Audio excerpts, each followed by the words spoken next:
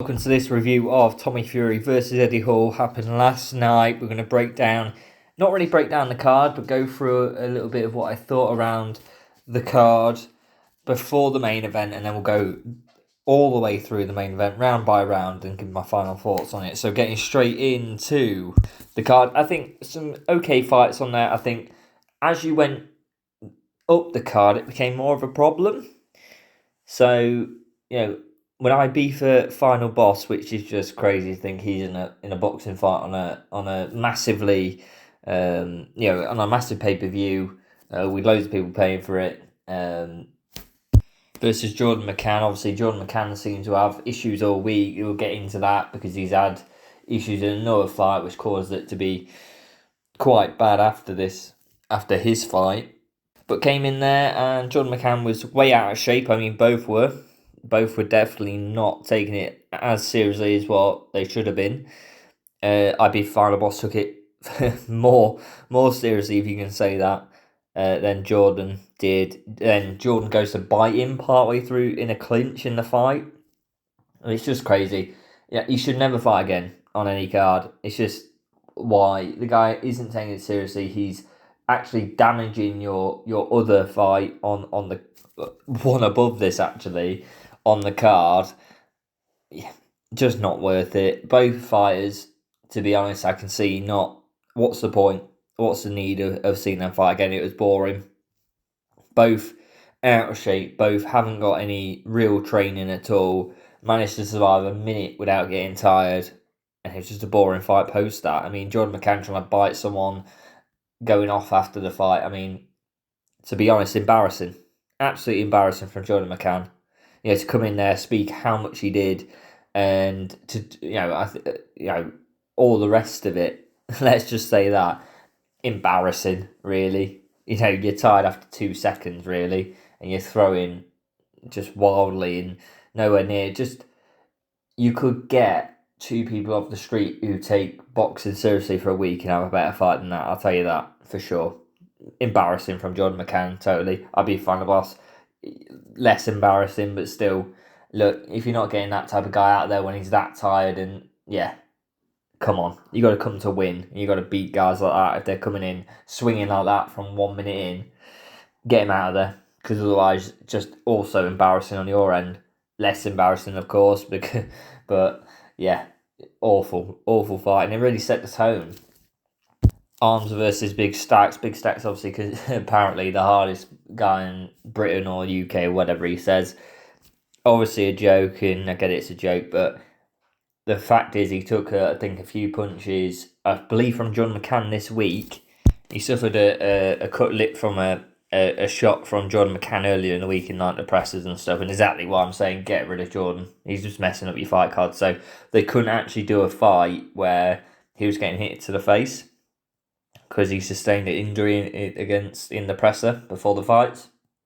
And why would you continue to have that fight on? It's a body shot contest in a boxing ring. It's just mental. The fact you are going to make so much money, there's so many eyes, you're going to fill a stadium, and you haven't thought about, I need people in the back at certain weight divisions who can come in, fill places on the card.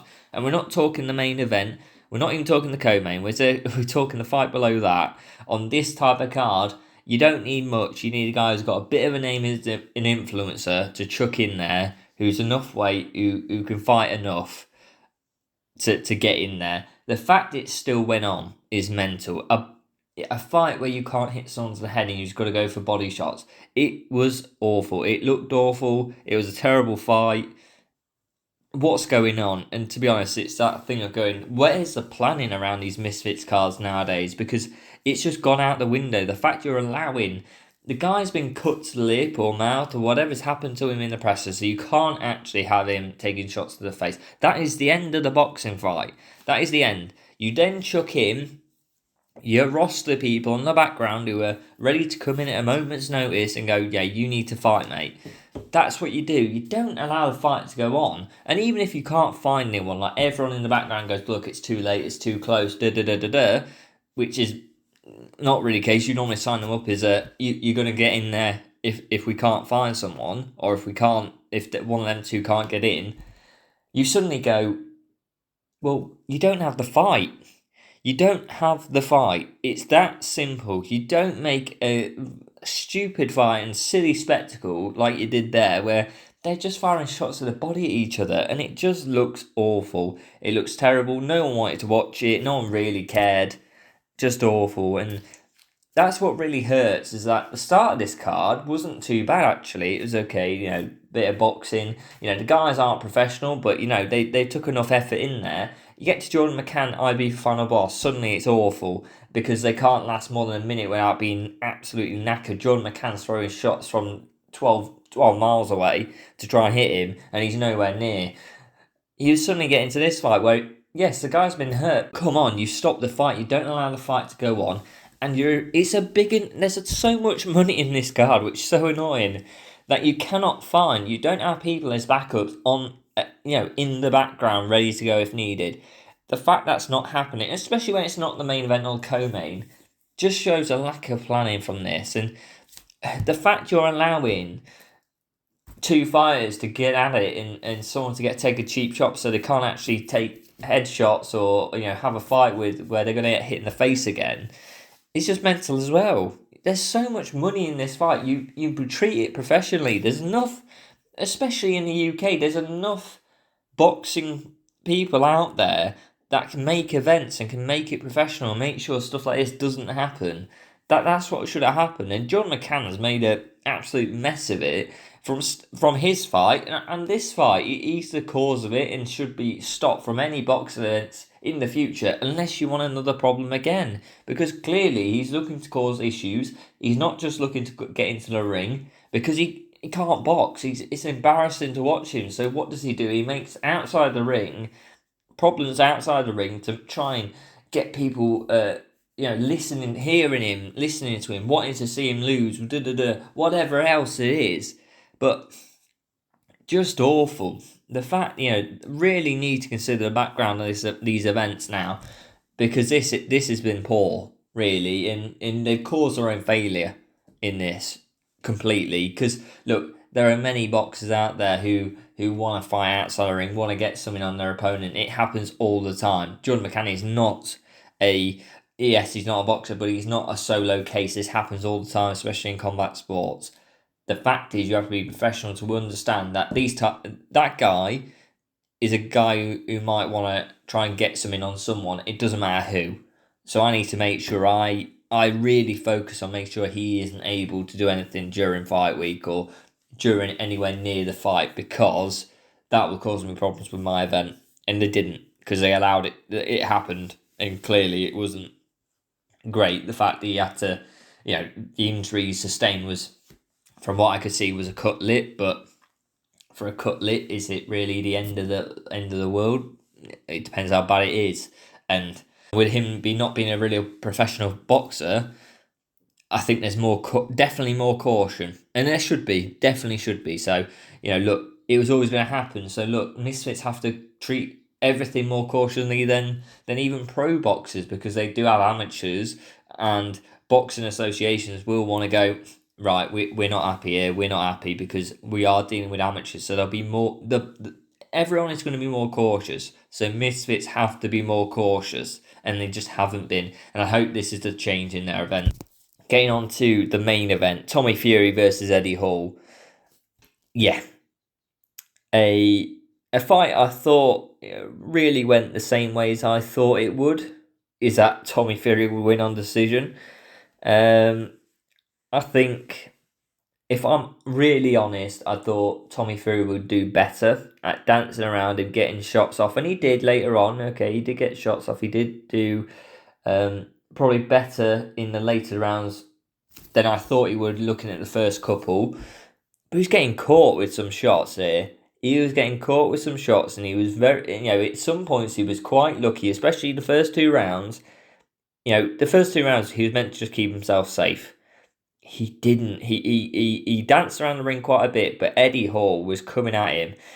And Tommy Fury plants his feet in the first round to give a right hook, and Eddie's like, brilliant, and just fires off a shot. And you see Tommy Fury after that shot, when they sort of separate away, he gives himself a a shake to the head going, right, okay, that didn't feel great. That really, I'm trying to get my equilibrium back and just trying to get my feet back under. And it wasn't like his feet were gone, but you can tell he was like, yeah, that shot didn't hit clean, and it probably hit him near temple or something like that. And he just, right, I need to get myself back here, back able to box again. And that was a scary bit. I thought Eddie Hall won the first round for sure. The second round was closer. Tommy Fury throwing more jabs or right straight, but a couple of big shots by Eddie, and Eddie was the aggressor. So I did give it to Eddie, but I could see either way for round two. Round three, Tommy, and this is a scary bit with these fights, Tommy Fury, a couple times, and especially in this round, this was a scary one. Eddie was charging at him, and he was like, I need to move. Actually, I need to move quicker than I thought I needed to. Loses his footing a bit, and Eddie just misses a shot. You take a shot like that when you're sort of leaning towards or leaning to the side with your chin out, that's very, very dangerous. And he got his feet back on. He got his feet. He sort of just stumbled, but he's a pro. He's meant to be a pro boxer here, and he's Eddie Hall's rushing at you, and your feet are all over the shop, to be honest. And then a big right. Eddie Hall did very well, especially up to round three. He did get shots off onto Fury in every round, which was good. Then Fury starts coming into it. He starts realising, right, he's slowing down. His feet are slightly slower as he's rushing in, so I don't have to just run. I can actually just move to the right, move to the left, and get a 1-2 off or get a combo off on him. And he did that. I think Tommy won round three for sure, because I think it was just good counter. Later on in the round, good combos, good counters, and Eddie was starting to slow. Round four, same thing, big couple shots by Tommy. Eddie definitely moving slow, a lot less punches, and Tommy using that jab, then countering when he can. I think Tommy wins, both 3 or 4, or 3 and 4. Eddie starts swinging more in round 5, but just completely missing then. He's out of it. He's slow. The power's obviously still there, but you're slow moving as well. Becomes a real issue. And Eddie getting spun by shots at this point. So it's not that the power is that incredible. It's spinning a world's strongest man. What it is he's coming in, throwing a right, and because he's just trying to put everything in it, and he's tired, he's over swinging with it, and he gets hit by a shot, and it sort of just pushes him a little bit more. He's over swinging. He's already gonna be like nearly turning himself around, but a punch from Tommy will get that spin happening, and that's never good for the judges. Just shows you're out of control. When you get shot like that, it just looks quite dreadful. So look, easy one, easy round 5 for Tommy Fury, and both throwing in round 6, both at near the end. Eddie went for it. Good right by Tommy, big shot. So hits with Eddie gets off. Shot near the end, hits Tommy, which was very good. And I give Eddie Hall the 6th round. So I had it 57-57, end of the day. I could easily see it though, 58-56 to Tommy Fury. So I'm thinking a draw, or I'm thinking Tommy Fury wins. In that round 2 is a bit of it could go either way, really. Judging, I think completely fair. 59-56, 58-56, which, in a sense, if I gave round 2 to Tommy, which could have happened, I'm very much debating round 2 on that one. And that's a Tommy win, which I could have got to. I did get to a 57-57, which the third judge did get to. So, look, I think understandable from judges who won it. And I think it happened in the sense the way everyone thought it would.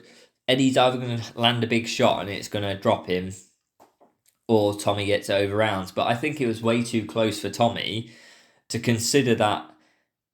Look, you're a professional boxer. You're going against a world's strongest man. He's massive compared to you. But and this is the problem. Over 6 rounds of 2 minutes,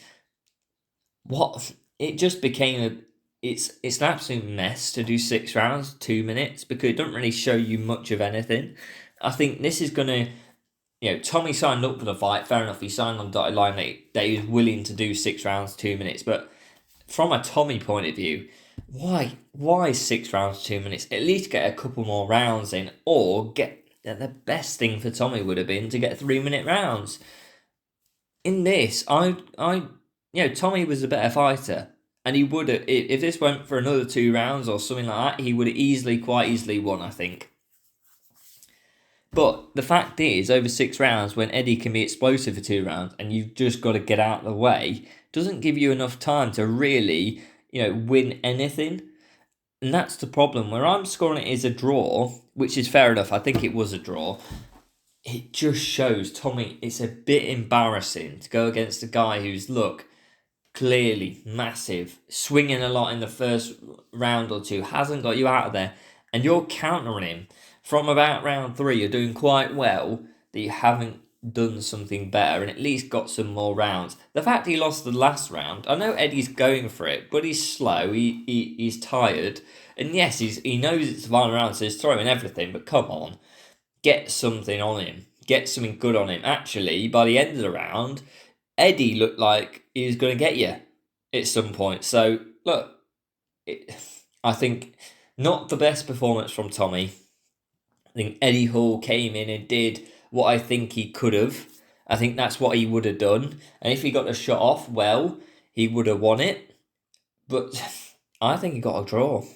I think it was very close, but I think it was very close because of the style of event. 6 rounds, 2 minutes. In a true 8 round or even a 6 rounder with 3-minute rounds, Eddie's getting beaten by, 3-4 rounds in there for sure by Tommy. If they're the same fighters as last night. Just think it just looks a bit bad on Tommy's record. If someone ever looks back, yes, you beat Eddie Hall, but mate, come on. There's got to, you meant in this fight you were meant to show the difference between in quotation marks pro boxer and a world strongest man who's really been fighting MMA for his whole any time he's been training, which has only been for the last 3 years. So look, I think it happened how I thought it would happen. I think it worked out how I thought it would play out, and in that sense, again, what I thought would happen was Eddie Hall looks not great and looks, you could probably, if you're a boxer at that weight, at heavyweight or whatever you are, you could do something with him. You know the game plan, it's quite simple. But Tommy Fury looks like, he could get, honestly, this is what I've always said, you get a good enough influence in there with Tommy Fury and they will win against Tommy. Tommy is not great at this. He's been boxing his whole life, but guess what? He has, but his life, his career, isn't based on boxing at all. It's based upon his influence and his Love Island, his stardom post Love Island, and that's where he's made his money. It's not in boxing he's made it. He's made it on boxing afterwards because of his name, and he can get other big influencers in there to fight him, and he's not that far above them at a level where it doesn't look competitive. I'm talking i.e., KSI, Jake Paul, them type of guys, where he's not embarrassing them, so it is a competitive fight. And I think, look, KSI and Jake Paul, okay, you're lucky to win against AJ, he's done quite well, but he's not a pro boxer. There will be, honestly, I do think in one of these influencers, when they start, there'll be a massive natural talent for one of them, and I would like to see it. The problem is with Tommy, he's such a big star, he needs another big star next to him to really get the sales and get the money he deserves from fighting. So it's tough, but look, if one of them put their I honestly think Jake Paul came back in now after the AJ fights and all that and fought Tommy Fury. Look, I'll put my money on Jake Paul. Honestly, I think I definitely would. I think Tommy's got a lot to be desired, and yes, he can beat a world's strongest man. He can beat MMA fight. He can beat KSI. He can beat Jake previously, but look, Jake's actually probably at a better level now, than Tommy will ever be. Let me know what you think in the comments down below. Like and subscribe, and I'll see you next time.